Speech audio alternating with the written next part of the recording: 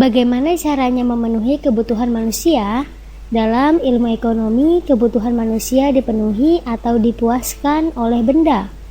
Benda dalam ilmu ekonomi terbagi dua, yaitu barang dan jasa.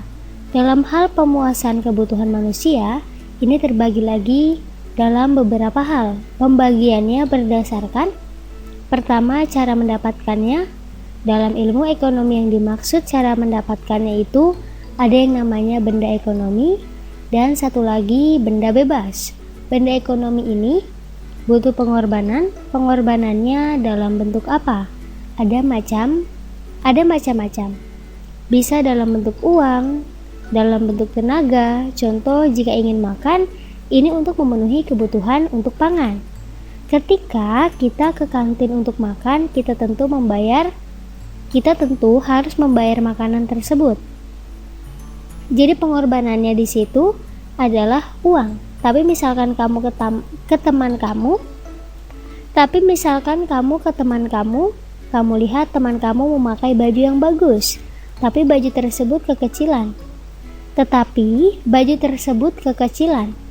Kamu ingin baju itu, tapi kamu tidak mempunyai uang untuk membayarnya. Karena kamu tidak punya uang untuk membayar baju tersebut, teman kamu meminta kamu melakukan pekerjaan untuknya, yaitu membersihkan kamarnya. Itu juga pengorbanan, kamu mengorbankan tenaga kamu.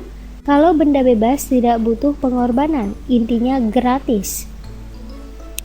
Contohnya udara, kita butuh udara untuk hidup, kita butuh bernafas, tapi untuk bisa bernafas kita tidak butuh pengorbanan.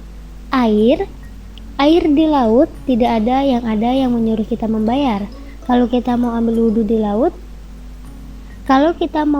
air di laut, kita tinggal ambil. Itulah bedanya benda ekonomi dengan benda bebas. Macam-macam benda pemuas kebutuhan yang selanjutnya bisa berdasarkan kegunaannya. Maksudnya adalah ada benda yang dikonsumsi dan ada benda produksi. Bedanya benda-benda konsumsi adalah barang yang harus dibeli, barang-barang yang mau kita pakai, contohnya pakaian atau makanan. Sedangkan kalau benda produksi bukan untuk digunakan atau untuk memenuhi kebutuhan kita secara langsung, tapi ini untuk memenuhi proses produksi. Contohnya mesin jahit untuk membuat baju.